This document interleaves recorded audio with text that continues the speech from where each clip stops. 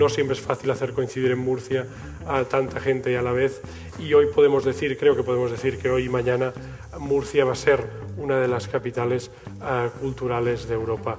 Empezamos quizá con uno de los platos fuertes, cuando hablamos de definir el mundo, de saber cuáles serán las ideas que tenemos ahora y que probablemente perdurarán en el futuro, pues nos interesaba obviamente el tema de la filosofía política y de la política, cómo va a ser nuestro mundo en lo que toca a la política y a las sociedades del futuro.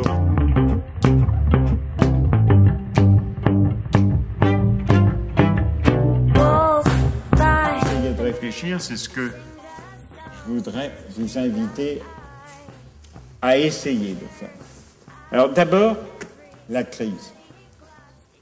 Ensuite, le postmoderne. Et enfin, le capitalisme. I'm going to argue in favor of a multipolar world. But more precisely, what I want to do is to examine what is the relevance of the model of agonistic democracy, which I've been developing in my work, in the field of international relations. To aim for a different future and to get there by different means. This is not a crisis of capitalism, but a crisis of a society and democracy that have failed to regulate the market. Donc, je pense qu'on peut prendre la crise pas du tout comme une exception, mais comme une fenêtre sur la réalité que nous vivons, que nous avons vécue et que nous vivrons encore. Perhaps we need to start looking again at whether there is a genuine science of society and at the role that this might play in helping us to erect the framework on which society hangs. We begin to realize that one of the main challenges for democratic politics consists in trying to diffuse the potential antagonism that exists in human relations. Hacer que, en vez de tratarse como enemigos, empiecen a tratarse como adversarios. We're a little bit like magnets. You can think of us as being like a system of little compasses that can point in one direction or another. We make one decision or we make another. Me parece absolutamente esencial en una democracia pluralista esa distinción entre derecha y izquierda. Je vous souhaite bonne chance. Moi, je serai mort et vous aurez ces deux formes de capitalisme sur le dos. Ils se battent en duel et dans le duel, il faudra bien que vous preniez parti. No science can be a substitute for the wisdom and compassion that is needed to create better societies. Thanks very much.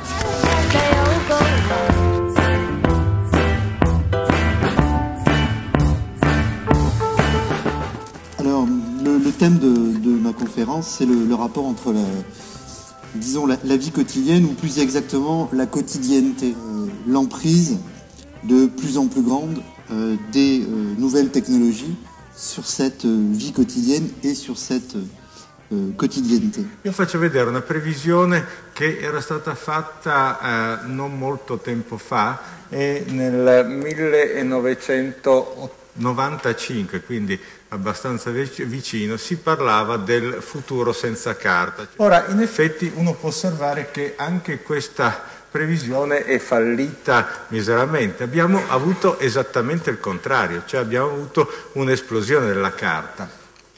Alors maintenant, la question que j'aimerais me poser, et vous poser aussi par la même occasion, c'est pourquoi notre existence est grosso modo quotidienne. Et donc, l'homme n'aspire qu'à une seule chose, à devenir un animal intégré dans un biotope, sauf que l'animal possède d'emblée ce biotope, alors que l'homme doit construire son biotope. Donc finalement, la quotidianisation est une animalisation. Il s'agit de produire finalement l'état que l'animal connaît par l'instinct, et nous, on doit le produire par la technique. Un'altra cosa che si era profetizzata ancora prima della fine della carta era la fine della scrittura. Come può davvero una società vivere senza scrittura e vivere senza registrazione? Cioè, come può davvero una società vivere senza memoria? La vie quotidienne a un lien, je dirais, consubstantiel avec la technologie. Persone che hanno tabù religiosi di varia natura, per esempio almeno in principio non possono prendere degli alcolici, però non hanno trovato niente di grave nell'adoperare il telefonino. Cette vie quotidienne, elle est aussi, comme l'ont décrit Lefebvre et Debord, en permanence colonisée par des objets. Et en même temps, la quotidienneté, c'est le lieu de la totalité. Et pour eux, la totalité, c'est le carnaval, la fête. C'est là où la quotidienneté est vivante. Ou le festival, parce qu'on est dans un festival.